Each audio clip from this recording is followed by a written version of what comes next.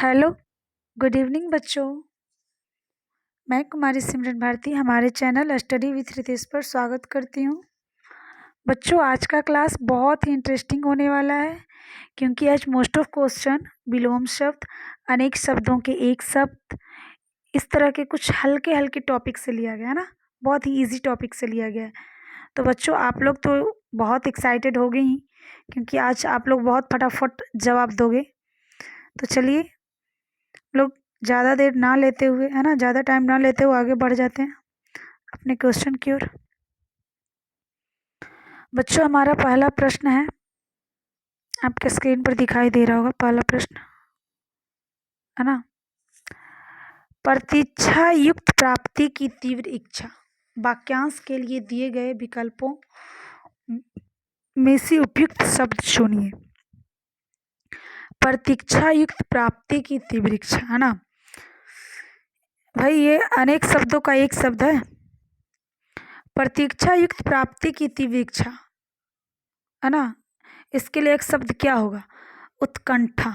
Option A है, option B इच्छा, option C आशा और ऑप्शन डी स्पृहा। अब बताओ इसका राइट आंसर क्या होगा?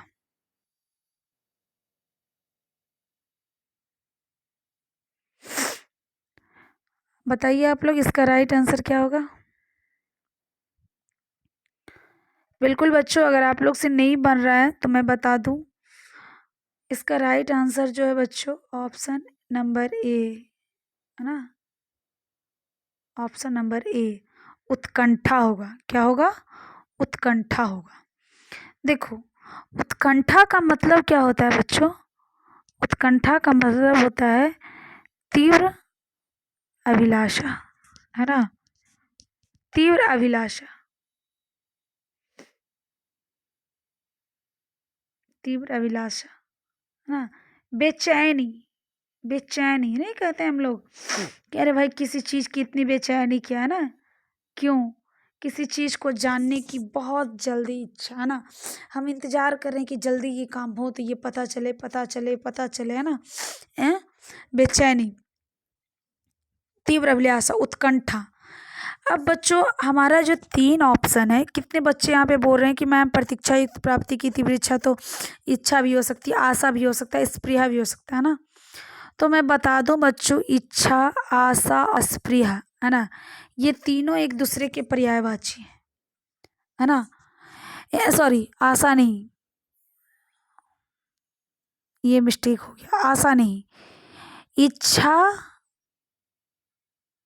इच्छा और अस्पृहा, है ना, और उत्कंठा, ये तीनों जो है बच्चों क्या है? एक दूसरे के पर्यायवाची है। समझ में आया? लेकिन यहाँ पे बात है बच्चों इच्छा की, है ना।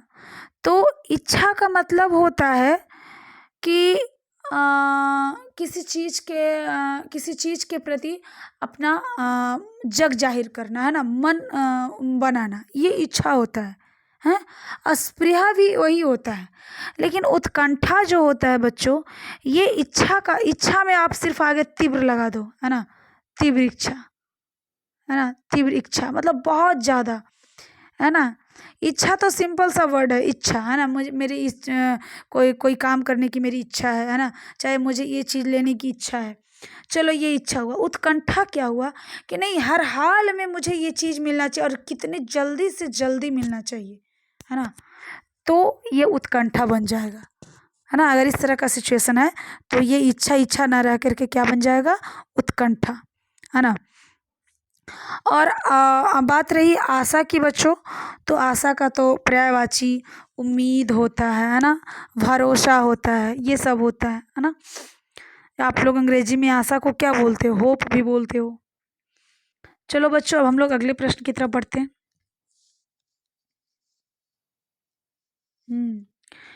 प्रश्न संख्या 2, निम्नलिखित वाक्य के रिक्त स्थानों के लिए उचित विकल्प चुनिए।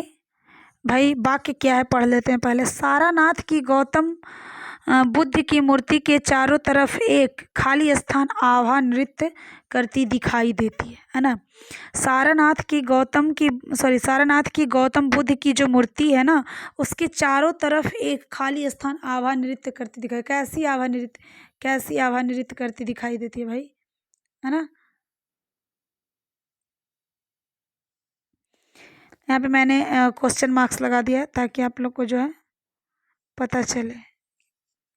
पहला ऑप्शन है बच्चों, ऑप्शन ए अपवर्गीय, ऑप्शन बी अलौकिक, ऑप्शन सी इहलौकिक और ऑप्शन डी लौकिक। बताइए इसका राइट आंसर क्या होगा। यहाँ पे जो हम लोगों ने यहाँ पे जो रिक्त स्थान है, इसमें हम लोग को क्या भरना है, बताओ।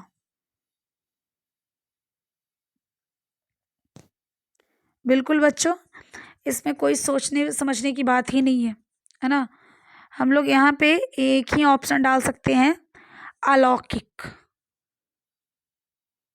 है ना। कहने का मतलब है कि सारनाथ की गौतम बुद्ध की मूर्ति के चारों ओर एक अलौकिक आभा नृत्य करती दिखाई देती है। अब पहला बात है भाई, सबसे पहला बात हम लोग का यही है, पहली बात कि अलौकिक है क्या, है ना। अलौकिक शब्द जो है वो क्या है, अलौकिक किसे कहते हैं। तो देखो, अलौकिक जो इस लोक से परे हो, है ना, जो आपको इस पृथ्वी लोक पर कभी दिखाई ना दिया हो, है ना, वो मतलब बहुत खूबसूरत, अद्भुत, अपूर्व, है ना, अमानुषी, जो मनुष्य से भी परे हो, उसको क्या बोलते हैं, अलौकिक बोलते हैं।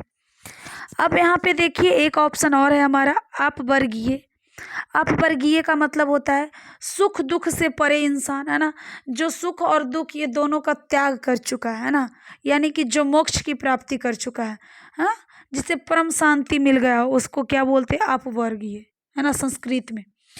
तीसरा है बच्चों इहलौकिक। इहलौकिक का अर्थ होता है बच्चों सांसारिक, है ना, जो इस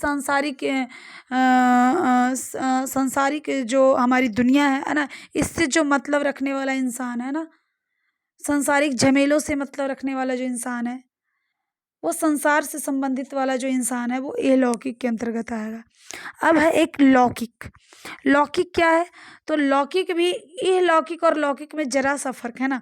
लौकिक का मतलब है कि जो पृथ्वी पर है ना, पृथ्वी पर वो हर एक चीज लौकिक है जो हमें दिखाई देता है। समझ में आ रहा है। तो आई थिंक आप लोग को समझ में आ गया होगा, है ना, कि सारनाथ की गौतम बुद्ध की मूर्ति के चारों ओर एक अलौकिक आभा नृत्य करती दिखाई देती है। अलौकिक मतलब ऐसी ऐसी चमक जो पृथ्वी पर कहीं दिखाई नहीं दी हो, है ना, इस लोक में नहीं दिखाई दी हो, किसी दूसरे लोक से आया हुआ है। समझ में आया। प्रश्न संख्या 3 की ओर बढ़ते हैं।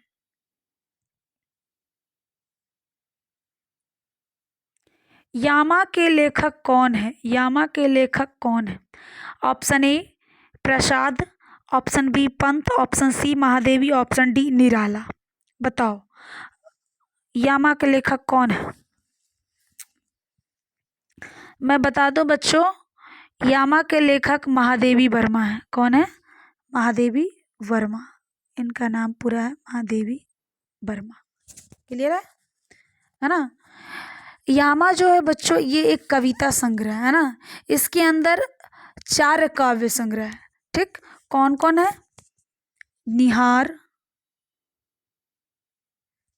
नीरजा, रश्मि और एक है सांध्य गीत, है ना, सांध्य गीत। अब इन चारों को मिला करके बच्चों, है ना, एक बहुत मोटा सा कविता संग्रह बनाया गया, उसका नाम लिखाया है, पढ़ा है यामा। क्या पढ़ा है, यामा। समझ में आया बच्चों। यामा जो है महादेवी वर्मा की एक सुप्रसिद्ध रचना है ना। यामा के रचना पर बच्चों इनको जो है ये एक पुरस्कार मिला है, जिसका नाम है ज्ञानपीठ पुरस्कार। समझ में आ रहा है ना, ज्ञानपीठ पुरस्कार। ये क्वेश्चन बहुत बार आ चुका है बच्चों, ये वाला, है ना, कि महादेवी वर्मा को किस रचना पर ज्ञानपीठ पुरस्कार मिला है, तो वो यामा पर मिला है। या फिर यामा पर महादेवी वर्मा को कौन सा पुरस्कार मिला है? तो ज्ञानपीठ पुरस्कार मिला है। क्लियर है? अब हम लोग आगे बढ़ते हैं बच्चों अगले प्रश्न की ओर। कृतज्ञ शब्द के सटीक विलोम शब्द का चयन करिए। भाई इसमें तो मुझे कुछ बताने का जरूरत ही नहीं, मैंने शुरू में ही बोल दिया था कि आज का जो सेशन है बड़ा ही इंटरेस्टिंग होने वाला है, क्योंकि इसमें बहुत सारे विलोम शब्द हैं, पर्यायवाची हैं, है ना, अनेक शब्दों के एक शब्द हैं, मुहावरे भी मिलेंगे, शुद्ध अशुद्ध वाक्य भी मिलेंगे बच्चों। तो जल्दी से बताओ इसका राइट आंसर क्या होगा? ऑप्शन ए अकृतज्ञ, ऑप्शन बी कृतज्ञ, और ऑप्शन सी कृतज्ञहीन, और ऑप्शन डी कृतज्ञ। कृतज्ञ का सही विलोम शब्द क्या होगा? कृतज्ञ का। बिल्कुल, इसमें तो भाई दो दो मुझे आंसर दिख रहे हैं। आप लोग को कितने दिख रहे हैं? मुझे तो दो दिख रहे हैं। Option B is the right answer. And अब आप कहोगे कि मैम ऑप्शन बी और ऑप्शन डी भी तो सेम है, ऑप्शन बी और ऑप्शन डी भी तो सेम है, तो क्या डी भी आंसर है? बिल्कुल राइट आंसर है, डी भी राइट आंसर है ना। यानी कि कृतज्ञ का जो होता है पर्यायवाची बच्चों, वो क्या होता है? कृतज्ञ होता है ना। कृतज्ञ किसे कहते हैं बच्चों?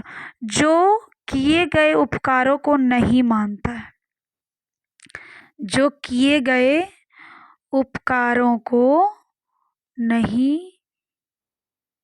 मानता है उसे क्या कहते हैं? कृतज्ञ बोलते हैं। और जो किए गए उपकारों को मानता है उसे कृतज्ञ बोलते हैं। समझ में आ रहा है? कृतज्ञ, ये वाला। चलिए हम लोग अगले प्रश्न की तरफ बढ़ते हैं बच्चों। प्रश्न संख्या 5। ये लो, ये तो हिंदी में भी अंग्रेजी पढ़ना भाई। औसत शब्द के पर्यायवाची कौन सा है? औसत का पर्यायवाची बताओ। औसत का पर्यायवाची क्या होगा? ऑप्शन ए है ऑडिट, ऑप्शन बी है एवरेज, ऑप्शन सी है बोनस, और ऑप्शन डी है सेल। बताओ क्या होगा? औसत तुम लोग को तो मैथ में पढ़ना है औसत, 10 में पढ़ना है ना औसत। 10 में नहीं है, 7 या 8 में ही पढ़ना है औसत। बिल्कुल बच्चों, इसका राइट आंसर होगा एवरेज। क्या होगा? एवरेज, है ना।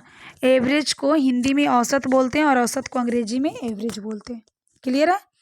अब यहाँ पे है ऑडिट। ऑडिट का मतलब क्या होता है बच्चों? ऑडिट का मतलब होता है लेखा परीक्षा, है ना।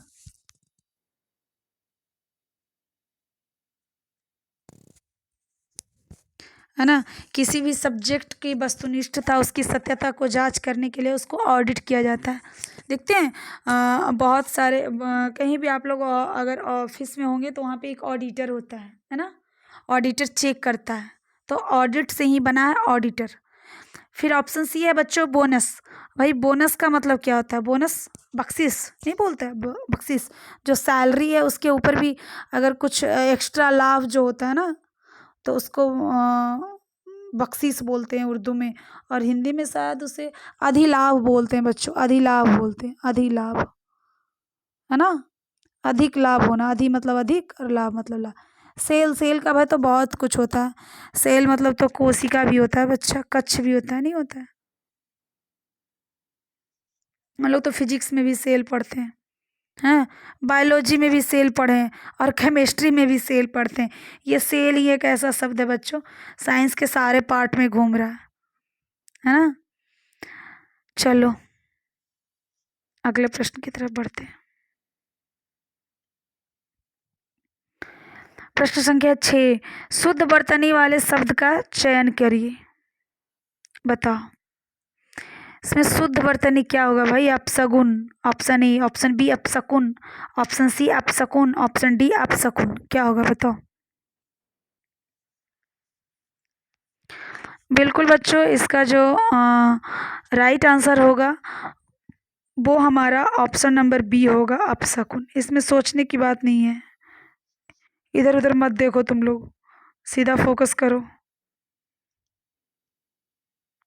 भले बोल देते हैं अपशगुन, लेकिन होता क्या रियल में? अपशकुन होता है। ओके, इसलिए तुम लोग टेंशन मत लो कि मैं क्या लिख रही हूँ, है ना। अपशकुन होता है बच्चों, है ना। अपशकुन, शुरू शुरू में मुझे भी लगा था कि अपशकुन होता है, लेकिन नहीं, अपशकुन होता है और इस तरीके से लिखा था। अपशकुन। अपशकुन का अर्थ क्या होता है? अशुभ,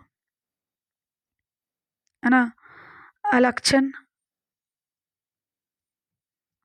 अशुभ अलक्षण, है ना। अब जो है बच्चों अपशकुन कौन सा लिंग है बच्चों, तो ये है पुल्लिंग। क्या है? पुल्लिंग है। ठीक, क्लियर है। चलिए अब हम लोग अगले प्रश्न की तरफ बढ़ते हैं।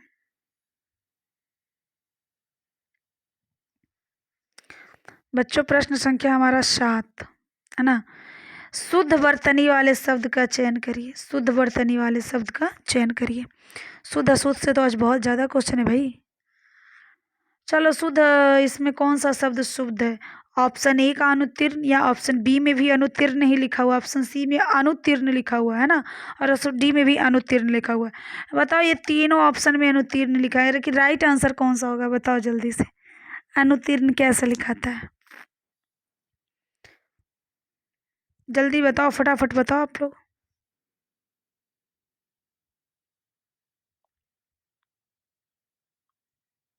इसमें तो मुझे दो दो आंसर दिख रहे हैं बच्चों, पता नहीं आप लोग को दिख भी रहे हैं या नहीं। मुझे तो दो दिख रहे हैं बच्चों। इसका राइट आंसर होगा ऑप्शन ए, अनुत्तीर्ण, है ना। अब बोलोगी मैम अगर ये ऑप्शन ए सही होगा तब तो ऑप्शन बी भी सही होना चाहिए ना, क्योंकि ऑप्शन बी में भी सेम चीज़ है ना। तो बच्चों ये भी ऑप्शन हमारा राइट होगा, अनुत्तीर्ण। ओके,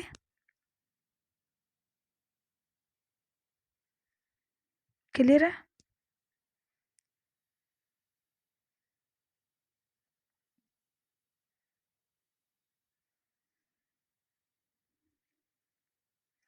चलिए हम लोग अगले प्रश्न की तरफ बढ़ते हैं बच्चों।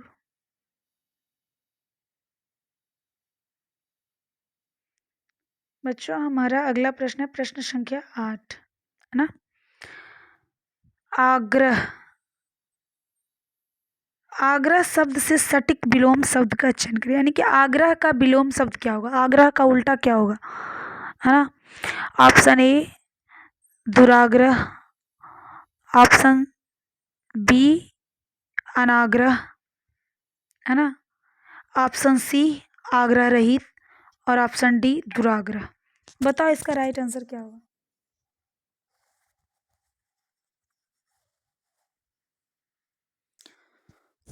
भाई कोई बच्चा ए लिख रहा है, कोई डी लिख रहा है। जब दो ऑप्शन सेम हो और उसमें से कोई एक राइट आंसर होता है बच्चों, तो उसका जो है पहला ऑप्शन होता है। मैं आप लोग को बता दूं, है ना। चलिए इसका बच्चों जो इसका राइट ऑप्शन है वो ऑप्शन नंबर ए है। ऑप्शन नंबर ए मतलब दुराग्रह, है ना।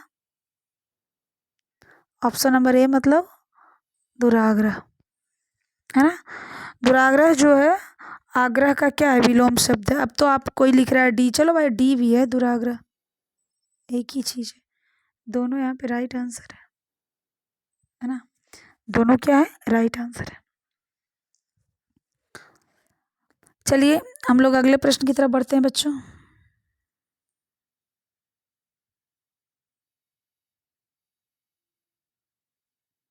बच्चों हमारा प्रश्न संख्या 9 है ना। नीचे दिए गए अंश का विश्लेषण कीजिए। नीचे दिए गए अंश का विश्लेषण कीजिए।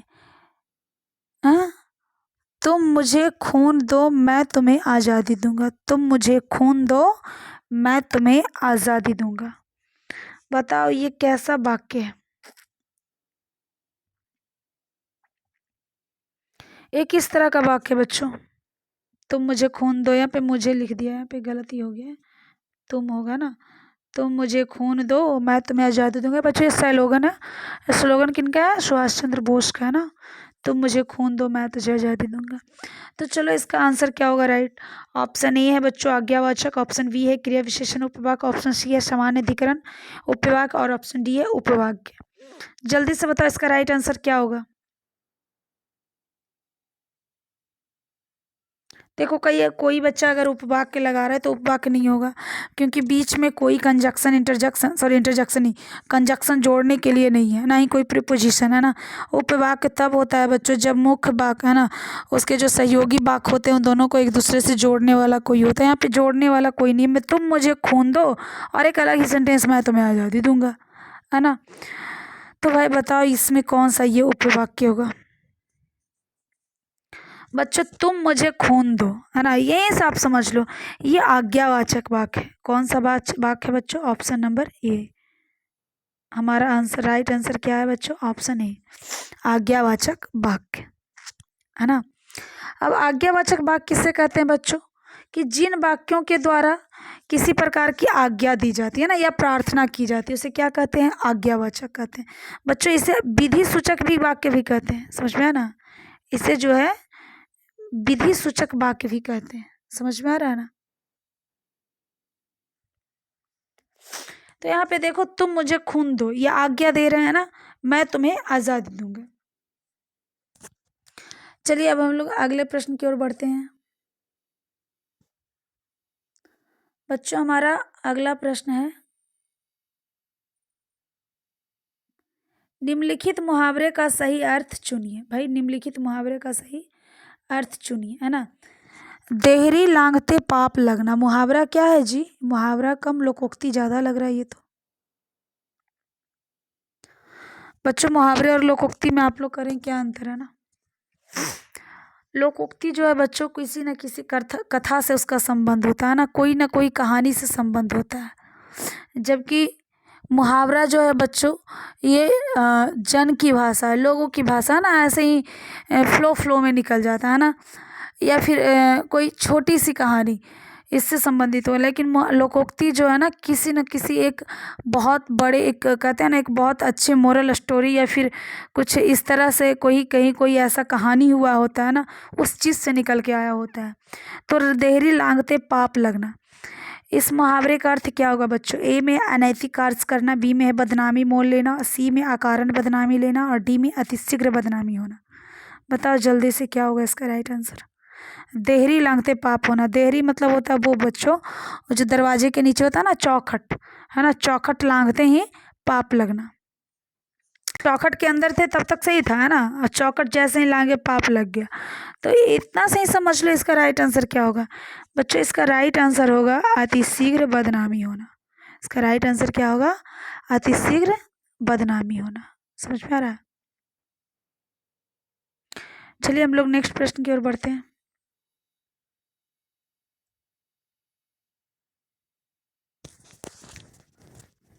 शुद्ध बर्तनी वाले शब्द का चयन कीजिए। इसमें बच्चों, इसमें शुद्ध शब्द कौन सा है? ऑप्शन ए परिवर्तन, ऑप्शन बी परिवर्तन, ऑप्शन सी परिवर्तन, और ऑप्शन डी परिवर्तन। बताओ इसका राइट आंसर क्या होगा?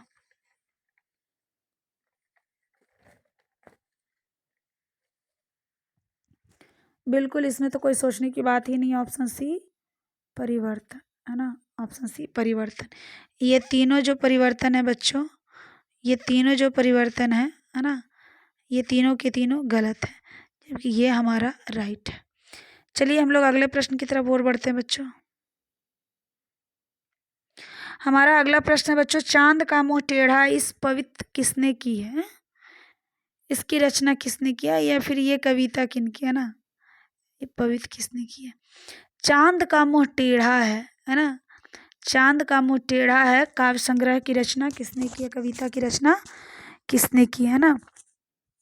Option A Bachchan, option B Agyeya, option C Muktibodh, option D Kedarnath, है ना। केदारनाथ लिख दिया, लेकिन आगे आई थिंक यहाँ पे, आई थिंक नहीं, कंफर्म यहाँ पे था होगा। समझ में आ रहा है? केदारनाथ। चलो इसका चांद का मुंह टेढ़ा एक इनकी रचना है, बताओ। बच्चों मैं आप लोग को बता दूं, चांद का मुंह टेढ़ा है प्रगतिवादी कवि, हिंदी के प्रगतिवादी कवि, है ना, फैंटेसी कवि, है ना, मुक्तिबोध की रचना है। किनकी रचना है? गजानन माधव मुक्तिबोध। इनकी पूरा नाम, इनका पूरा नाम जो है बच्चों, क्या नाम है इनका पूरा नाम? गजानन, गजानन माधव और मुक्तिबोध यहाँ लिखा हुआ है, इसको आगे जोड़ दो, है ना। ये चांद का मुंह टेढ़ा है बच्चों, ये एक कविता संग्रह है ना, बहुत सारे कविता का क्या है, एक संग्रह है। समझ में आया? गजानन माधव मुक्तिबोध है, हिंदी में ये फैंटेसी लिखने के लिए सबसे फेमस कवि थे बच्चों। चलिए हम लोग आगे पढ़ते हैं, आगे बढ़ते हैं। प्रश्न संख्या 13 बच्चों, हमारा प्रश्न संख्या 13, अपनी बात को विनम्रता पूर्वक कहना, वाक्यांश के लिए दिए गए विकल्पों में से उपयुक्त शब्द का उपशब्द का चयन करिए। बताइए, अपनी बात को विनम्रता पूर्वक कहना, है ना, इसके लिए कोई एक शब्द क्या होगा? ऑप्शन ए अनुनय, ऑप्शन बी विनय, ऑप्शन सी निवेदन और ऑप्शन डी आवेदन। बता इसका राइट आंसर क्या होगा? बिल्कुल बच्चों, अपनी बात को विनम्रता पूर्वक कहना क्या कहलाता है? आप लोग के यहाँ सारे ऑप्शन सेम लग रहे हैं ना, अनुनय विनय निवेदन आवेदन, ये सारे जो हैं सेम लग रहे होंगे। लेकिन देखिए, यहाँ पर विनम्रता पूर्वक कहना है ना, तो बच्चों इसका जो राइट आंसर होगा वो ऑप्शन सी होगा। इसका जो राइट आंसर होगा वो ऑप्शन सी होगा बच्चों, है ना, निवेदन। इसका राइट आंसर क्या होगा? सी, निवेदन। देखिए, निवेदन का मतलब क्या होता है ना, अनुनय, अनुनय करना, है ना, उसको मनाना, है ना, उसको विनम्रतापूर्वक समझा बुझा करके कहना। समझ में आ रहा है? और विनय का अर्थ क्या होता है बच्चों? विनय का अर्थ होता है प्रार्थना। इसका अर्थ क्या होता है? प्रार्थना। ठीक है, अब देखिए, अनुनय तो समझ गए, है ना, अनुनय का अर्थ क्या होता है? समझाना बुझाना मनाना, है कि नहीं? और निवेदन करना का अर्थ होता है बच्चों अपनी बात को विनम्रता पूर्वक कहना, है ना। मैं निवेदन पूर्वक कहना चाहती हूँ कि आप लोग ने एप्लीकेशन में ऐसा कुछ लिखते हैं, जब कभी एप्लीकेशन लिखते हैं तो ऐसा कुछ लिखते हैं ना। और आवेदन, सबसे मेन चीज़ आवेदन इसे कहते हैं। तो देखिए, आवेदन में जो है बच्चों नम्रता पूर्वक किसी सूचना को देते हैं। समझ में आया ना? इसमें आवेदन में जो है हम लोग नम्रता पूर्वक किसी सूचना को देते हैं या कोई बात बताते हैं। समझ में आया ना? कहना और बात बताना, सूचना देना, ये तीनों तीनों अलग चीजें हैं। समझ में आ रहा है ना? तो बच्चों यहाँ पे राइट आंसर जो होगा हमारा क्या होगा? निवेदन होगा। चलिए हम लोग अगले प्रश्न की तरफ बढ़ते हैं बच्चों।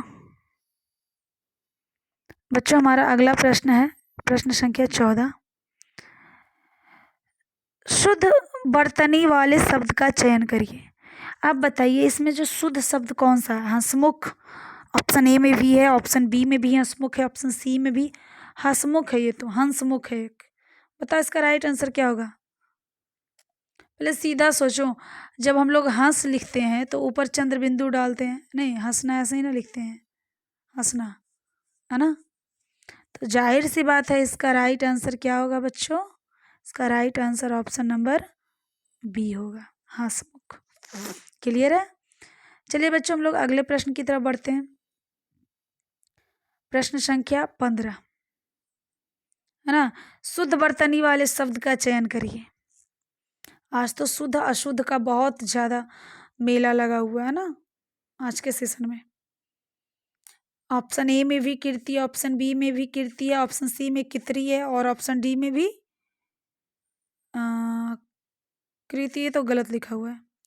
चलो बताओ इसका राइट आंसर क्या होगा 15 का? बच्चों 15 का राइट आंसर सबसे शुरू वाला ही होगा, कृति, है ना। कृति, कृति ऐसे लिखा था बच्चों। क्लियर है? कीर्ति का मतलब क्या होता है बच्चों? कीर्ति का मतलब होता है यस, है ना, गुणगान, बखान, है ना। कीर्ति का मतलब यही होता है। ओ अच्छा अच्छा, आप लोग कह रहे हैं कि मैम बी में भी यही ऑप्शन है। चलो भाई, तो बी भी इसका राइट आंसर होगा। ओके, लेकिन ये दोनों जो हैं गलत है। क्लियर है? समझ में आ रहा है? चलिए बच्चों, हम लोग 15 प्रश्न का ही एक सेशन करते हैं। तो आज का जो है समाप्त हुआ यहीं तक, है ना।